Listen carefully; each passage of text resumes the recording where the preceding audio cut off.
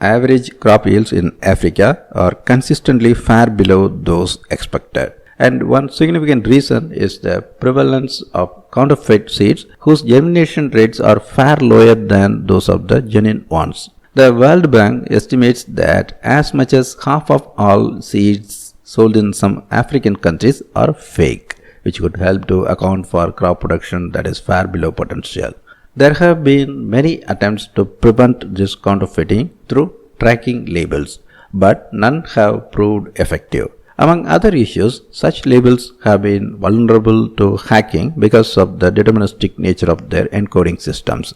But now a team of MIT researchers has come up with a kind of tiny biodegradable tag that can be applied directly to the seeds themselves, and that provides a unique randomly created code that cannot be duplicated. The new system, which uses minuscule dots of silk-based material, each containing a unique combination of different chemical signatures, is described in the journal Science Advances. The problem of counterfeiting is an enormous one globally, affecting everything from drugs to luxury goods, and many different systems have been developed to try to combat this.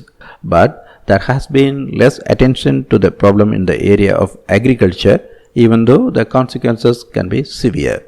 In sub-Saharan Africa, for example, the World Bank estimates that counterfeit seeds are a significant factor in crop yields that average less than 1/5 of the potential for maize and less than 1/3 for rice. A key to the new system is creating a randomly produced physical object whose exact composition is virtually impossible to duplicate.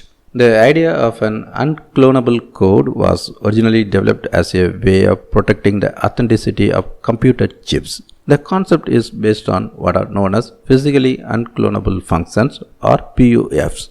The team decided to try to apply that PUF principle to the problem of fake seeds, and the use of silk proteins was a natural choice because the material is not only harmless to the environment but also classified by the Food and Drug Administration in the generally recognized as safe category. So it requires no special approval for use on food products.